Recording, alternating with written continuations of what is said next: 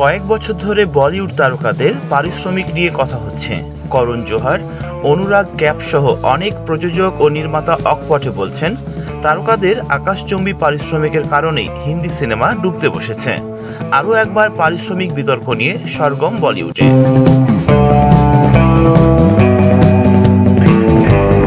এবার গোল বেঁধেছে দীপিকা পাড়ুকোনের পারিশ্রমিক নিয়ে। হিন্দুস্তান টাইমসের খবর অনুযায়ী বেশি পারিশ্রমিক দাবি করায় অভিনেত্রীকে সিনেমা থেকেই বাদ দেওয়া হয়েছে।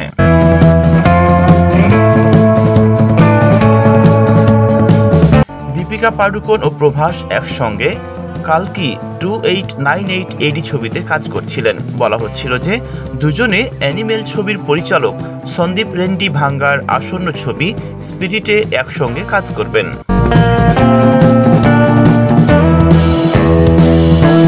কিন্তু নতুন খবর অনুযায়ী দীপিকার এই ছবির অংশ নন।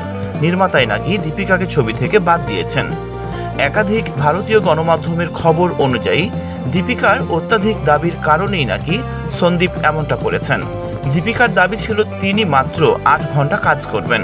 একটু বেশি জটিল হয়ে ওঠে যখন অভিনেত্রীর ছবির লাভের একটা বড় অংশ চেয়ে বসেন। দীপিকা তেলেগু ভাষায় সংলাপ ডাবিং করতেও নাকি অস্বীকার করেন। দীপিকার বাড়তি পারিশ্রমিক নিয়ে নির্মাতাদের কোনো সমস্যা ছিল না। জানা গিয়েছিল দীপিকা ছবির জন্য 20 কোটি রুপি পেতেন, কিন্তু অভিনেত্রীর অন্যান্য চাহিদা মানতে পারেননি নির্মাতা। এসব দাবির কারণেই নাকি সন্দীপ বিরক্ত হয়ে দীপিকাকে ছবি থেকে বাদ দেওয়ার সিদ্ধান্ত নেন। তিনি এখন নতুন অভিনেত্রীর খোঁজে রয়েছেন।